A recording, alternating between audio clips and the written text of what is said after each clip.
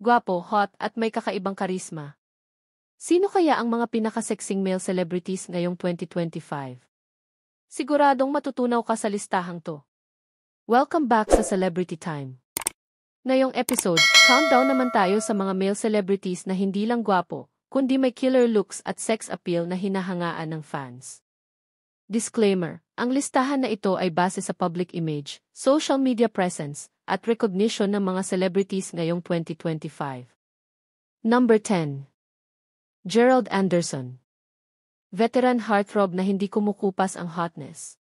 Fit and confident, laging pasok sa sexy listahan. Number 9. Piolo Pascual. Ultimate Papa P.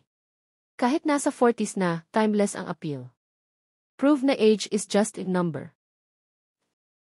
Number 8. Ruru Madrid. Action drama star with a fit body at boy next door looks. Palaging trending kapag topless sa teleserye. Number 7. Enrique Gil.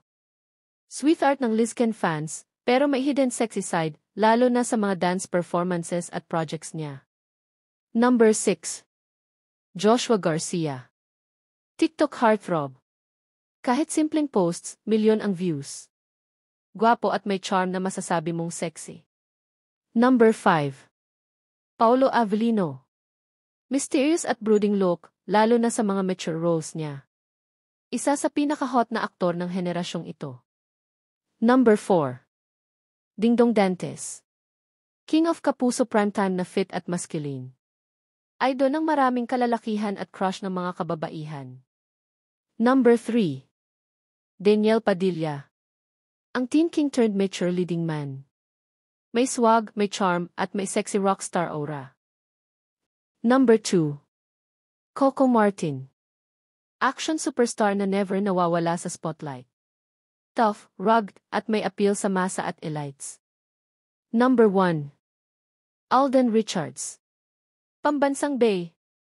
Gwapo, humble, at fit, kaya siya ang top sa listahan ng sexiest male celebrities ngayong 2025. Kaya ayan mga ka-showbiz, ang top 10 sexiest male celebrities sa Pilipinas ngayong 2025. Agree ka ba sa ranking, o may iba kang bet na dapat mapasama?